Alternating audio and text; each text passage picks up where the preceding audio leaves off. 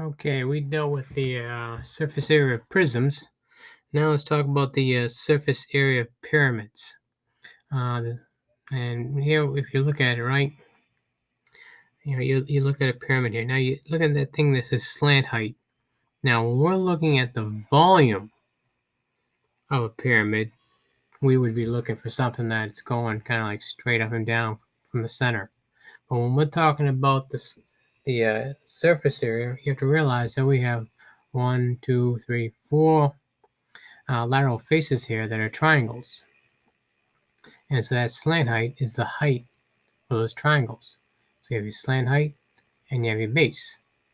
And your base. Now, if we look at it this way, right? I'm going to the next slide here. You could, if you wanted to figure out the lateral area, this triangle plus this triangle plus this triangle plus this triangle. And of course you have 1/2 times that side, which is the base or slant height, and the base. Well, actually this slant height, this is the base. And so 1/2 times whatever that side is, plus this one, plus this one. Or we can avoid some repetition here. We avoid some repetition. That's what we talk about on this next slide here. And so what they're saying, okay, there was like for each one of those lateral areas there, right? We had 1/2 times the base times the height. 4 of them.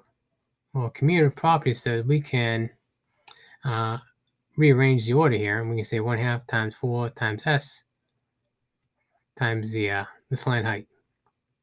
Well, if we look at that slant height, right? This, plus this, plus this.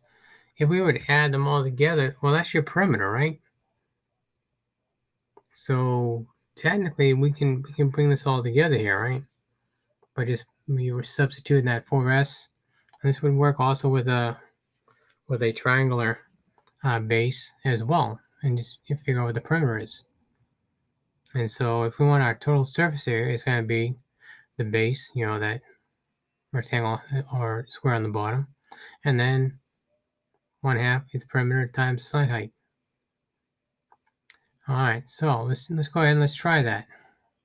Look at the problem here. So here's a problem right here, right? We notice that we have a square for our base on the bottom, right?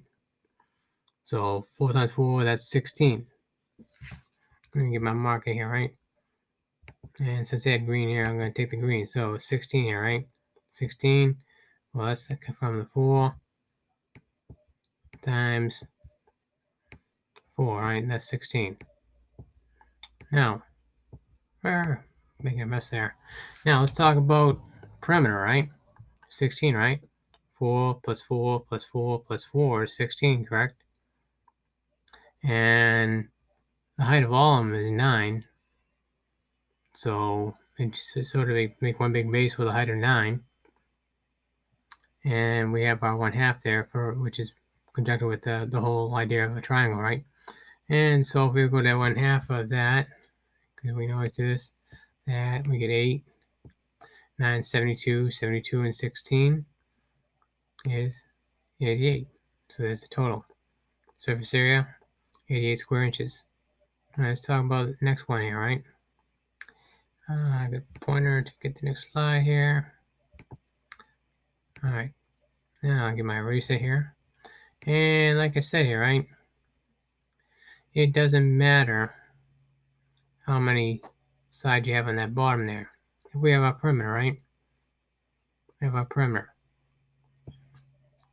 And so first we'll do our base here, right? And base is a triangle base. And what they're saying that when we go 10, half of 10 is 5 times 8.7 is 43.5. And I'm going to have to finish this problem on another video here. All right, let me exit out of here.